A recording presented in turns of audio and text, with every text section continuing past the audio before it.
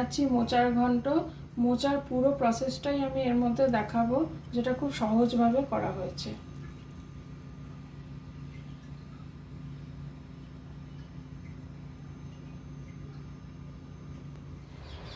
আজকে আমি মোচার ঘন্ট বানানোর জন্য মোচাটাকে বেছে নিয়েছি। মোচার ভেতরে যে একটা শক্ত অংশ থাকে সেটা বের করে দিয়েছি, একটা পাপড়ি আর একটা শক্ত অংশ থাকে, সেটা আমি বের করে দিয়েছি। আর লাস্টের পোর্শনটা এইভাবে ছাড়িয়ে নিয়েছি। এবার আমি মোচাটাকে কেটে নেব।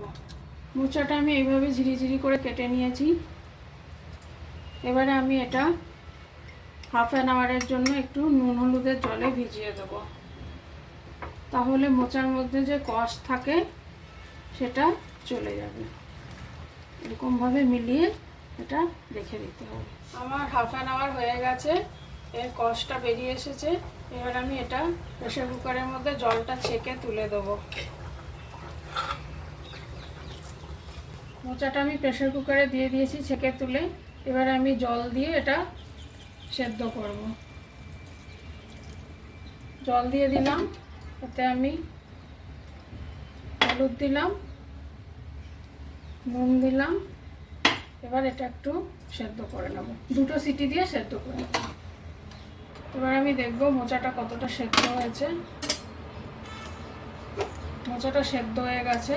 এবার এটা জল ছেঁকে নেব। এবার আমি মোচার জলটা ছেঁকে নেব।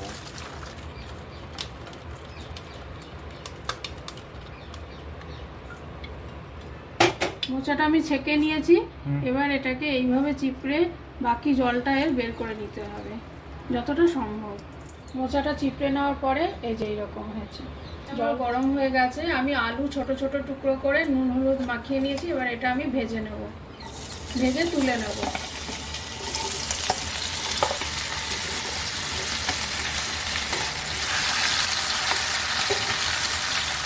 আলুটা ভাজা হয়ে গেছে। এবার আলুটা আমি ফ্রাই প্যান থেকে তুলে নেব। ওই তেলেই আমি জিরে ফোড়ন দেব।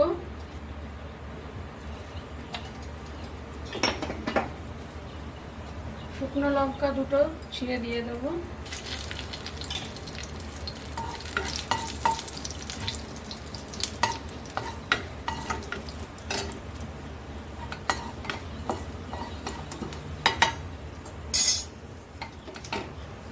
পাতাটা দিয়ে দেবো। এবার এটা বড় একটা পেঁয়াজ কুচি আছে, এটা আমি তেলের মধ্যে দিয়ে দেবো, ওই ফোড়নের মধ্যে। পেঁয়াজটা ভালো করে ভাজা ভাজা করব। পেঁয়াজটা ভাজা হয়ে গেছে। এবার আমি এর মধ্যে আদা রসুন দিয়ে দেবো। আমি এর মধ্যে 1 টেবিল স্পুন আদা রসুন বাটা দিলাম। এবার ভাজা ভাজা করব। পেঁয়াজ আদা রসুন আমার ভালো করে কষানো হয়ে গেছে। এবার বড় একটা টমেটো আমি মিক্সিতে পেস্ট করে রেখেছি, এটা দিয়ে দেবো এর মধ্যে।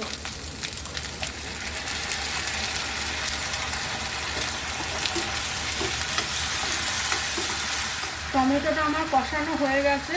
এরপরে এর মধ্যে আমি 1 টিস্পুন জিরে গুঁড়ো, 1 টিস্পুন ধনে গুঁড়ো আর 1 টিস্পুন লঙ্কা গুঁড়ো দিয়ে দিলাম। সঙ্গে অল্প নুন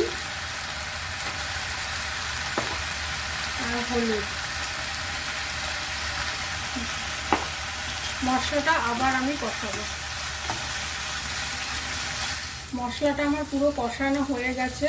এবার এর মধ্যে সেদ্ধ করে রাখা মোচাটা দিয়ে আবার খুব ভালো করে কষাতে হবে।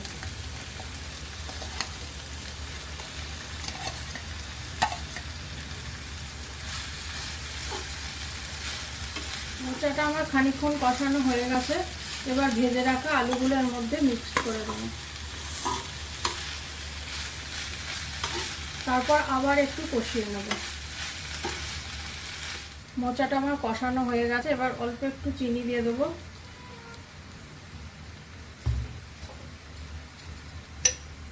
আর ঘি দিয়ে দেবো, 1 টেবিল স্পুন ঘি দিয়ে দিলাম। আবার এটা একটু নাড়িয়ে নেব।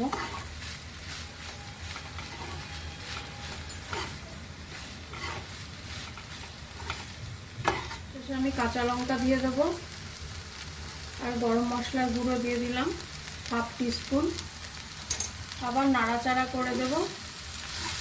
আমার মোচা ঘন্ট পুরোপুরিভাবে রেডি হয়ে গেছে। এবার আমি এটা 10 মিনিট ঢাকা দিয়ে রেখে দেবো, তাহলেই এটা গরম ভাতের সাথে খাওয়ার জন্য রেডি হয়ে যাবে।